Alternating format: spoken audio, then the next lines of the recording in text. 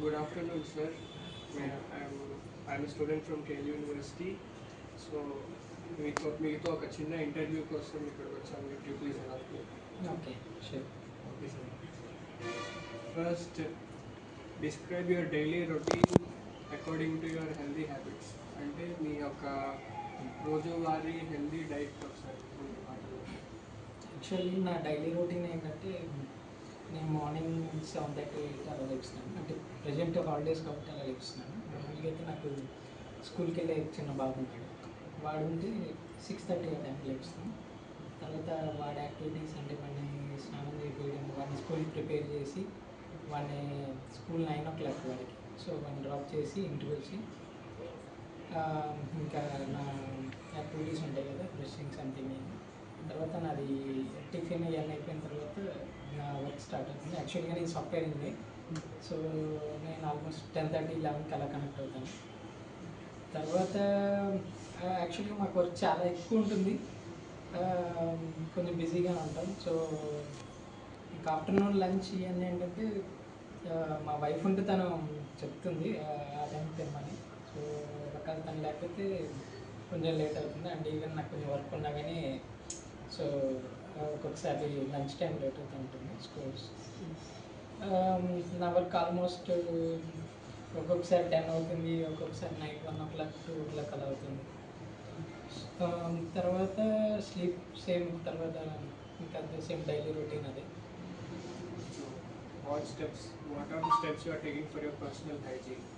అంటే మీరు ఇన్ని ప్రాబ్లమ్స్ అంటే డైట్కి ప్రాబ్లం జరుగుతుంది కాబట్టి మీరు దీన్ని ఎలా రెక్టిఫై చేసుకోగలరు? నేనైతే బయట అవుట్ సైడ్ ఫుడ్ అయితే నేను అసలు తిన్నాను. జంక్ ఫుడ్స్ అయితే అసలు వెళ్ళాను. ఏదైనా కానీ ఇంట్లోనే చేసినవే తింటాను. అండ్ దట్టు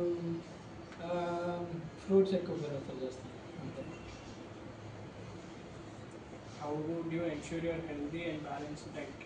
అంటే మీరు మీ వర్క్ అవర్స్తో పాటు మీ డైట్ని ఎలా బ్యాలెన్స్ చేయగలుగుతున్నారు? మీకు ఎంత కావాలంటారు? యాక్చువల్లీ ఇది కొంచెం కష్టమే.